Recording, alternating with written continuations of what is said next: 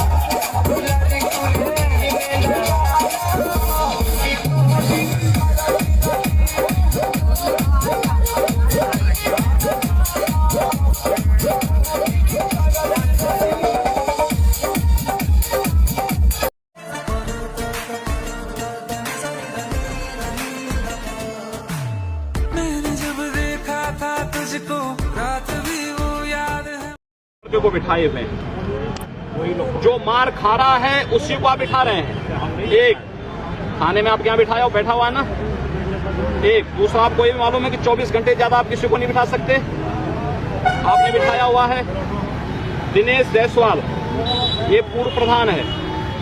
इसको जो व्यक्ति पिछली बार अपनी पत्नी की हत्या में जेल भेजा बना के रखते हैं। कुछ महाराज एक मिनट करजाम चोरी हुई है, साहब के दरोगा जाके तहकीकात कर चुके हैं, लेकिन अभी तक एफआईआर में एक महिला आई है मेरे से, मैंने ये इससे 3000 रुपया कोई सिपाही लिया।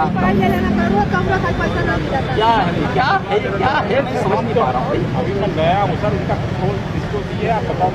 उस सिपाही का अभी बताइए, उसका कौन सिपाही है? एसपी से बात करो।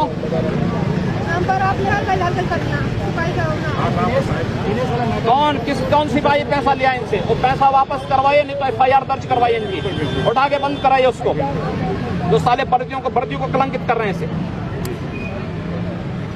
एसपी सिटी का नहीं मिल रहा है।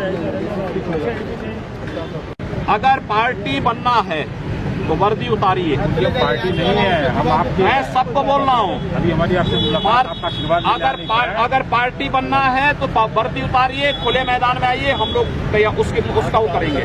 लेकिन अगर पुलिस की नौकरी करनी है तो पुलिस की मर्यादा और वर्दी की पवित्रता का ध्यान रखिए और आप जाइए फर्जी और निर्दोष लोगों को छोड़िए। नहीं, उनको छोड़िए, उनको दवा के लिए ले जाएगा। से खोराबार की तरफ ही आ रहा था और आप लोग वहां थाने के बाहर भीड़ लगाए बैठे थे। मैंने कहा भी क्यों? थानाध्यक्ष को मैंने बुलाया तो थानाध्यक्ष वर्दी उतार करके भोजन पा रहा था, तो मैंने कहा उसको बोलो थाली छोड़ करके आओ और पहले ये बताओ कि ग्राम प्रधान को क्यों बिठा के रखा। पता लगा कि विधायक यहां के कुछ गुंडों की मदद से इनको झूठे मुकदमों में फंसाने का प्रयास कर रहा है।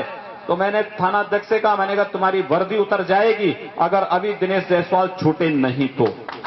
और हम लोगों ने ससम्मान आपके ग्राम प्रधान को वापस घर भिजवाने का कार्य किया था। और हम लोगों ने कहा था कोई गुंडा और यहां का चाहे वह कितना भी बड़ा व्यक्ति क्यों ना हो, अगर किसी निर्दोष व्यक्ति को, किसी गरीब को, किसी किसान को, किसी कार्यकर्ता को प्रताड़ित करेगा तो उसकी ईंट से ईंट बजाने का कार्य किया जाएगा। थानाध्यक्ष हो या कोई कितना बड़ा अधिकारी, अगर कार्यकर्ताओं को पीड़न करेगा तो उसको अपनी नौकरी बचानी मुश्किल हो जाएगी। और इसीलिए इस गुंडा राज को रोकने के लिए, विकास विरोधी सरकारों को हटाने के लिए हम लोग आज आपके पास आए हैं।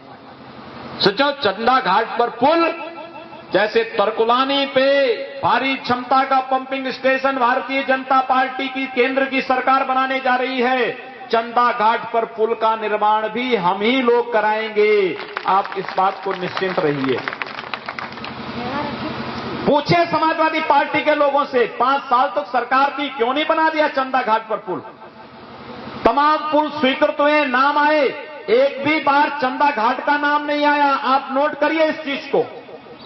और कोई मुझसे विकास की बात करता है, गोरखपुर में फर्टिलाइजर कारखाना हम लोगों ने दिया है, कार्य चल रहा है, जिस दिन बन करके तैयार होगा यहाँ के नौजवानों को नौकरियां मिलेंगी और व्यापारियों को रोजगार मिलेगा, किसानों को सस्ते में खाद मिलेगी।